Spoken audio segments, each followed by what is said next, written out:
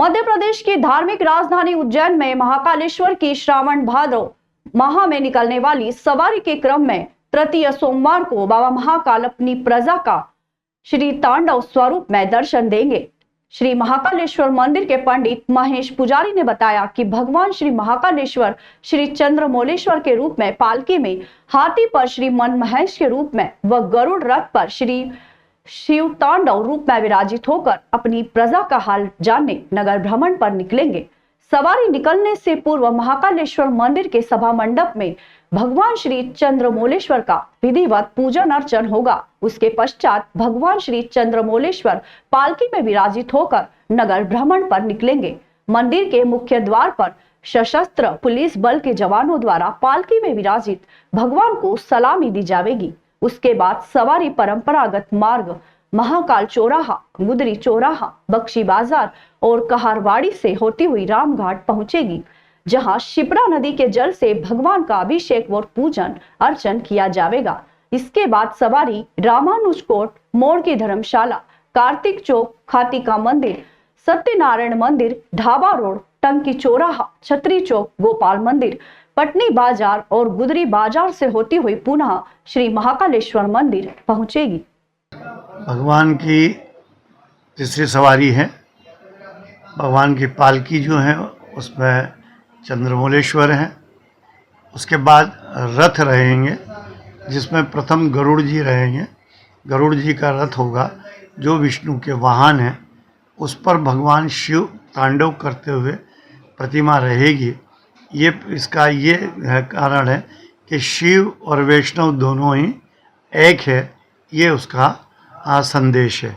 इसके बाद हाथी रहेंगे पीछे और हाथी के ऊपर मनमहेश की प्रतिमा जो होती है परंपरा अनुसार वो रही।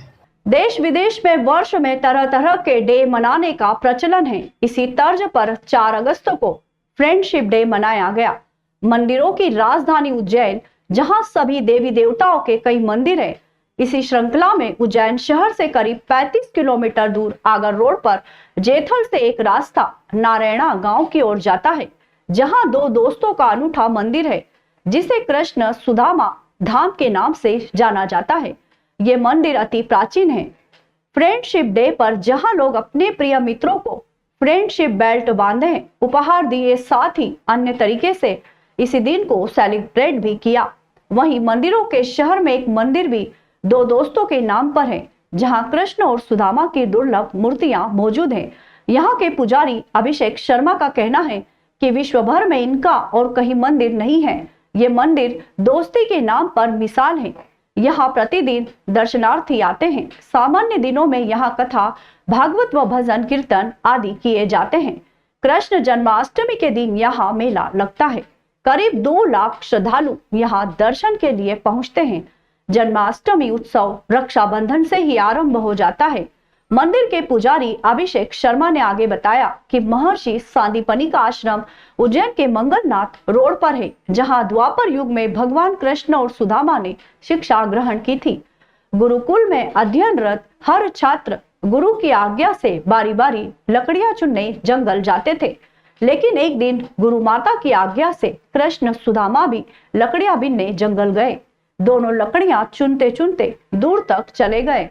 रात हो गई, बारिश होने लगी। दोनों ने रात पेड़ पर चढ़कर गुजारी और चुनी हुई लकड़ियों को अलग अलग जगहों पर रख दिया। लकड़ियों के गट्ठर पानी के कारण भारी हो गए, जिन्हें वे वहीं छोड़कर वापस आश्रम लौट आए।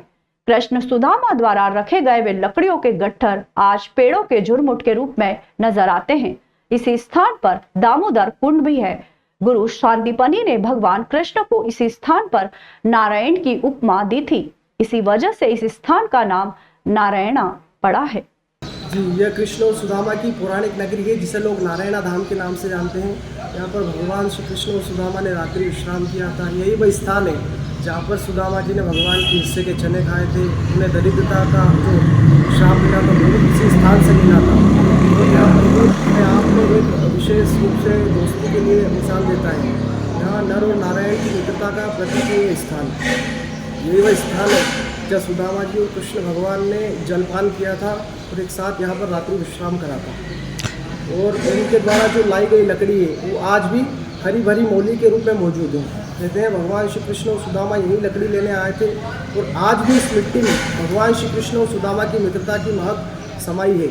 यहाँ पर हर पूर्णिमा के दिन मंदिर के शिखर पर ध्वजारोहण होता है, जिसमें हजारों भक्त सम्मिलित होकर प्रभु के दर्शन का लाभ लेते हैं, ध्वजा का लाभ लेते हैं। और यहाँ पर जन्माष्टमी के दिन लगभग 1.5 से 2 लाख के बीच पब्लिक दर्शन करती है। और यहाँ पर होली के दिन 151 क्विंटल फूलों की होली खेली जाती है। फूलों से फूलों की होली खेलने का अवंतिका क्षेत्र का एकमात्र मंदिर है। उज्जैन में लाल इमली चौक पर रहने वाली एक महिला ने कर्ज से परेशान होकर फांसी लगाई और अपनी जीवन लीला समाप्त कर ली। मृतका के बेटे ने जानकारी देते हुए बताया कि उनके पिता ही उनकी माता की मौत का कारण है। बेटे ने बताया कि पिता ऑटो चलाते हैं और आए दिन पैसों के लिए मां को मारपीट करते हैं, जिसकी वजह से उन्होंने 8 लाख से अधिक के समूह फाइनेंस से उठा रखे थे। अब कर्ज देने वाले उन्हें परेशान करने लगे थे। इधर पिता और कर्ज लेने के लिए दबाव बना रहे थे और मारपीट भी कर रहे थे, जिससे परेशान महिला ने फांसी लगाकर अपनी जीवन लीला समाप्त कर ली। बच्चों ने ही अपने पिता पर मां की मौत का आरोप लगाते हुए हत्या का प्रकरण दर्ज करने की बात कही है। ये हमारी जो मम्मा की मौत हुई है हमारे पापा के कारण से हुई है। ये इसके अंदर सारा जिम्मेदार जो भी है हमारा बाप है, उसने ही मतलब कर्जा करवाया, सब करवाया, हमारी अम्मी के ऊपर कर्जा करवाया, बहुत टॉर्चर करा, मारा कूटी करती, जब देखो तब मारते, धमकी देते, जलाने की धमकी देते थे। और रतलाम के अंदर ही परसों के अंदर हमने रिपोर्ट लिखवाई थी, उसमें भी कोई कार्रवाई नहीं हुई उनके नाम की, और वहाँ पे भी बहुत बुरा मारा था। और हमारे साथ गवाह भी, हमारे पास FIR भी है वहाँ की, सब है हमारे पास। और जलाने तक की धमकी दी थी हमारी मम्मी को उन्होंने, तो जब जाके हमारी मम्मी ने कदम उठाया और बहुत सारा कर्जा उठवाया हमारी मम्मा से। हरियाली महोत्सव के अवसर पर एक पेड़ मां के नाम अभियान में सामाजिक संगठनों, जनप्रतिनिधि, अधिकारी, कर्मचारी और युवाओं ने उत्साहपूर्वक पौधे लगाए। हरियाली महोत्सव के अवसर पर उज्जैन नगर में बृहद स्तर पर पौधारोपण किया जा रहा है। नगर निगम उज्जैन द्वारा आयोजित कार्यक्रम में विभिन्न सामाजिक संगठनों, जनप्रतिनिधियों और अधिकारियों, युवाओं ने उत्साहपूर्वक सहभागिता कर पौधे लगाए हैं। उज्जैन नगर के अंतर्गत 500 से अधिक स्थानों पर पौधे लगाए जा रहे हैं। करीब 1,50,000 से अधिक पौधे लगाए जाएंगे। विक्रम विश्वविद्यालय के खेल मैदान में, मयूर वन और चामुंडा माता चौराहा के सामने नगर वन परिसर में वृक्षारोपण कार्यक्रम आयोजित किया गया। इस अवसर पर सांसद अनिल फिरोजिया, राज्यसभा सांसद उमेश नाथ महाराज, विधायक अनिल जैन कालूहेड़ा, विधायक सतीश मालवीय, महापौर मुकेश टटवाल, नगर निगम सभापति कलावती यादव सहित पार्षदगण आदि जनप्रतिनिधि और गणमान्य नागरिकों ने भी एक पेड़ मां के नाम अभियान के अंतर्गत पौधारोपण किया। उज्जैन कलेक्टर नीरज कुमार सिंह और निगम आयुक्त आशीष पाठक सहित अन्य अधिकारियों द्वारा भी पौधारोपण किया गया।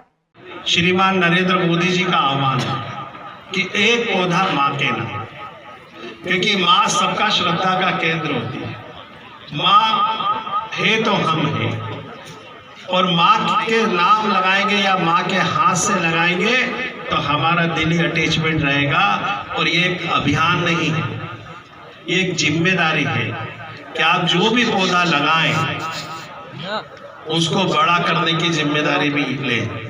अभियान है और 8 दिवसीय अभियान में हम उज्जैन में माननीय मुख्यमंत्री जी के सम्मान में और माननीय प्रधानमंत्री जी के आह्वान पर अब 1,51,000 पौधे और लगाने वाले हैं। और इसके लिए सभी सामाजिक संस्थाएं, सभी राजनीतिक दल के लोग, सभी प्रशासनिक अधिकारी सब मिलकर के लगातार 8-10 दिन से मूवमेंट बना रहे हैं। खिलाड़ियों और बच्चों ने बड़ी मेहनत करके न केवल पौधे रोपने का काम किया है, लेकिन हम कहते हैं कि पौधे को बड़े करने तक उसकी जिम्मेदारी तो यहाँ की इस क्रिकेट एसोसिएशन ने वो काम किया है। पूरे कर्तव्य का निर्वहन करते हुए पौधे रोपने के साथ साथ पौधे बड़े करने तक का भी एक संकल्प लिया है। निश्चित रूप से बाबा महाकाल से प्रार्थना करती हूँ कि इस संकल्प की सिद्धि हो और सारे के सारे पौधे जितने यहाँ आज रोपे जाए वो सारे पौधे पेड़ बने।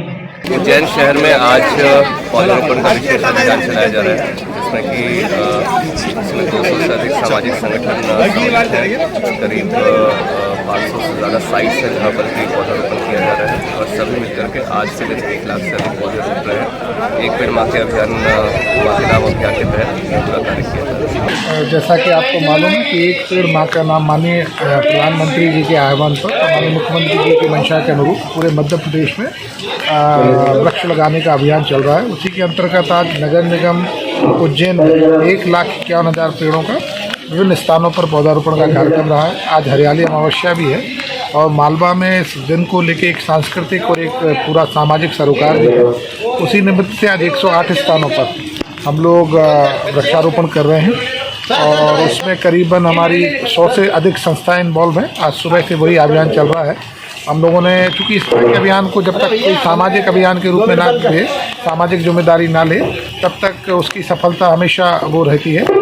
और ये अत्यंत हर्ष का विषय है कि जिस हिसाब का साधन उज्जैन में मिला है, आज पूरे शहर में करीबन 108 स्थानों पर बहुत ही बड़े माने जन समर्थन के साथ में ये अभियान चलाया जा रहा है। और मुझे पूरी आशा है कि हमने जो 1,51,000 का आज के दिवस में संकल्प लिया है, हम उससे ज़्यादा पौधे रोपें।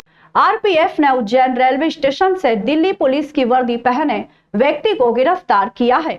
उसके पास से पुलिस का फर्जी आईडी, भारत सरकार गृह मंत्रालय के सेक्शन ऑफिसर पद का परिचय पत्र मिला है। आरपीएफ के उज्जैन रेलवे स्टेशन पर पुलिस की वर्दी पहनकर बैठे एक व्यक्ति की हरकत संदिग्ध लगी। उसे पकड़कर पूछताछ की तो चौंकाने वाली जानकारी सामने आई है। आरपीएफ द्वारा हिरासत में लिए गए युवक का नाम पारस सक्सेना, निवासी दिल्ली है। उसने पुलिस को बताया कि वह पुलिस सेवा में जाना चाहता था। नौकरी नहीं मिली तो वह वर्दी पहनकर रहने लगा। उसके पास मिले फर्जी दस्तावेजों के संबंध में ये कोई जानकारी नहीं दे पाया। आरपीएफ की एंटी हॉकिंग टीम के मोहम्मद अयाज खान धन सिंह मीना को दिल्ली पुलिस के सब इंस्पेक्टर की वर्दी पहना हुआ संदिग्ध व्यक्ति नजर आया था। पूछताछ में उसने अपना नाम पारस सक्सेना, पिता दुष्यंत सक्सेना, उम्र 24 वर्ष, निवासी शाहदरा, नई दिल्ली बताया था। उसने बताया कि वह पुलिस या किसी भी शासकीय विभाग में कार्यरत नहीं है। दिल्ली पुलिस सब इंस्पेक्टर की वर्दी बाजार से खरीदकर पहनता है। युवक के पास भारत सरकार गृह मंत्रालय का असिस्टेंट सेक्शन ऑफिसर पद लिखा हुआ फर्जी पहचान पत्र, एक काले रंग का नकली वॉकी टॉकी तथा वॉकी टॉकी जैसा दिखने वाला मोबाइल फोन, पारस सक्सेना नाम का पासपोर्ट, आधार कार्ड आदि पाया गया। आरपीएफ वालों को वो दिखाई दिया था। बाद में आरपीएफ और जीआरपी की टीम ने उससे पूछताछ की गई थी। उसने जो वर्दी पहनी हुई थी दिल्ली पुलिस की, जिसके ऊपर सब इंस्पेक्टर की वर्दी पहनी हुई थी, जिस पर दिल्ली पुलिस का बैज लगा हुआ था। उसके बाद में जो स्टार वगैरह उसने लगा रखे थे वो उल्टे लगा रखे थे, जिससे हमको उस पर शक हुआ और शक के बिना पर हमने उससे पूछताछ की। पूछताछ पर उसने बताया कि मैं महाकाल दर्शन करने आया था और ट्रेन में भी वो विदाउट टिकट आया था, तो वर्दी से उसको आने में किसी ने मतलब रोका टोकी नहीं की और आसानी से वो उज्जैन तक दिल्ली से आ गया था और साथ में महाकाल दर्शन भी उसने कर लिए थे। इसीलिए वो दर्शन करने इसी के उसमें उसने अभी तक यही बताया था। बाद में उसकी पूरी जानकारी निकालने के लिए दिल्ली कंट्रोल रूम वगैरह में भी उसका नाम वगैरह देकर हमने जानकारी निकाली गई थी, जो उसके अंदर मतलब वो पुलिस में होना नहीं पाएगा था। हाँ, एक होम मिनिस्ट्री का, गृह मंत्रालय का उसके पास एक आई कार्ड मिला था। इसके अलावा किसी तरह का कोई नहीं, और कोई दस्तावेज नहीं। उसके खुद के दस्तावेज थे, Aadhaar card, PAN card, driving licence उसके खुद के थे। महाकाल सवारी में डमरू बजाने के लिए शक्ति पथ पर रोज 4 घंटे रिहर्सल की जा रही है। श्रावण की तीसरी सवारी सोमवार को निकालेंगे, जिसमें मार्ग पर डमरू वादक का समूह शिव स्तुति की प्रस्तुति देंगे। श्रावण और भादो में निकाले जाने वाली महाकाल की सवारियों के क्रम में तीसरी सवारी 5 अगस्त को निकाली जाएगी। इसमें पहली बार 1500 वादक डमरू बजाकर शिव स्तुति करेंगे। शिव को प्रिय डमरू के स्वर के साथ विश्व रिकॉर्ड बनाने की तैयारी की जा रही है। इसके लिए त्रिवेणी संग्रहालय से 4 धाम मार्ग स्थित शक्ति पथ पर रोज 4 घंटे रिहर्सल की जा रही है। महाकालेश्वर मंदिर प्रबंध समिति के सहायक प्रशासक मूलचंद जुनवाल के अनुसार महाकाल की तीसरी सवारी में 1500 से ज्यादा डमरू वादक सबसे पहले शक्ति पथ पर 10 मिनट प्रस्तुति देंगे। डमरू वादक संस्कृति विभाग भोपाल के कलाकार के साथ स्थानीय भक्त भी रहेंगे। इसके अलावा सवारी के साथ चलने वाली भजन मंडली के सदस्यों को भी डमरू वादन के लिए सहभागी बनाया जाएगा। आयोजन की तैयारियों के साथ शक्ति पथ पर सुबह व दोपहर में भी रिहर्सल की जा रही है। टीम के लोग लग गए? ठीक है, ओके।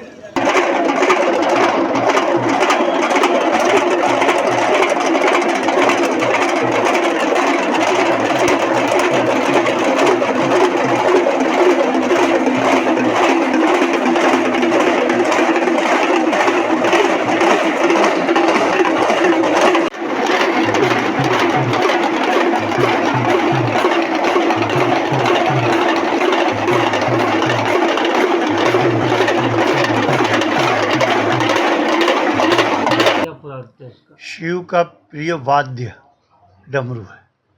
जैसे सभी देवताओं के पास में अपने अपने वाद्य होते हैं। सरस्वती के पास वीणा है, कृष्ण के पास बंसी है ना, विष्णु के पास में जिस तरीके से, ऐसे ही भगवान शिव के पास में डमरू है। डमरू का जो वाद्य से स्वर निकलते हैं और उसी से भगवान शिव जब वो बजाते हैं तो पृथ्वी के ऊपर जो अनाचार अत्याचार होता है वो डगमगाने लग जाता है और सावधान होने लग जाता है। ऐसी डमरू की महिमा है। हमारे यशस्वी मुख्यमंत्री जी ने 1500 डमरू का एक प्रदर्शन शिप्रा तट पर रखा है और शिप्रा तट के ऊपर ये आयोजन होने जा रहा है। ये बहुत अच्छा आयोजन है। एक स्थान पर इतने डमरू बजाकर उसमें से जो स्वर निकलेंगे उस स्वर की जो गुंजायमान है वो उज्जैन नगर में व्याप्त होगी, जिससे कि मनुष्य और भक्त उससे लाभान्वित होता है। उससे उसके रोग पीड़ा और क्षय रोग जैसे भी उसकी ध्वनि से समाप्त होंगे। ऐसा शास्त्रोक्त विधान भी, विज्ञान भी ऐसा कहता है। ये जो डमरू का जो एक स्थान पे जो आयोजन होना है ये उचित है। ऐसे ही 300 पुलिस बैंड के लोगों ने जो प्रस्तुति दी थी वो भी एक जगह दी थी, ये भी बड़ी प्रशंसनीय है। ऐसी प्रस्तुतियाँ और भी जो सवारी के साथ जो चलती है वो अपने अपने स्थान पर खड़े होकर यदि प्रस्तुति देंगे तो महाकाल की सवारी की दिव्यता और बढ़ेगी। जिला प्रशासन, नगर निगम, टीम, थाना, महाकाल पुलिस के संयुक्त समन्वय से महाकाल क्षेत्र को अवैध अतिक्रमण से मुक्त करवाया गया है। महाकाल मंदिर प्रशासन, नगर निगम, महाकाल पुलिस टीम द्वारा संयुक्त रूप से कार्यवाही करते हुए महाकाल मंदिर के आसपास के अवैध अतिक्रमण हटाने की कार्यवाही की गई है। मंदिर परिसर में व्यवस्था सुव्यवस्थित बनाने के उद्देश्य से दुकान संचालकों एवं ठेला लगाने वालों द्वारा रास्तों पर कहीं जगह फूल प्रसादी के स्टॉल, होटल व दुकानों के फ्लैक्स, ठेले वाहन आदि से अतिक्रमण करने के कारण आम दर्शनार्थियों को आने जाने में असुविधाओं का सामना करना पड़ता था, जिस पर से शासन प्रशासन द्वारा संयुक्त कार्यवाही कर क्षेत्र को अतिक्रमण मुक्त किया गया। महोत्सव की प्रथम प्रस्तुति में पुणे के कलाकारों नम्रता गायकवाड़ और प्रमोद गायकवाड़ ने भगवान शिव की आराधना में शहनाई वादन किया। राग श्याम कल्याण से प्रारंभ हुई प्रस्तुति के अंत में भजन से समापन किया। शहनाई पर हितेश सालुंके तथा तबले पर सागर ने संगत की। दूसरी प्रस्तुति का प्रारंभ शर्मा बंधुओं ने राग यमन में देव देव महादेव से किया। राग शिवरंजनी में बरसे बदरिया सावन की, राग मालकोश में जय महेश जटाजूट कंठ सोहे कालकूट तथा अंतिम प्रस्तुति राग दरबारी में राम जपे शिव जी का नाम, शिव जी जपते सदा श्री राम से समापन किया। कलाकार शर्मा बंधु, पंडित राजीव शर्मा, पंडित मुकेश शर्मा, पंडित शैलेश शर्मा, पंडित मिथिलेश शर्मा तथा वायलिन पर रविंद्र राव की बोर्ड अभिषेक सिंह चौहान, तबला पर अरुण कुशवाहा, ढोलक पर अखिलेश शर्मा तथा ऑक्टोपैड पर हरीश शेर ने संगत की। महोत्सव की अंतिम प्रस्तुति मुंबई की प्रख्यात कथक नृत्यांगना निकिता बनावलीकर ने कथक नृत्य के माध्यम से शिव आराधना की। मंच संचालन दीपक कोटपे ने किया। भारत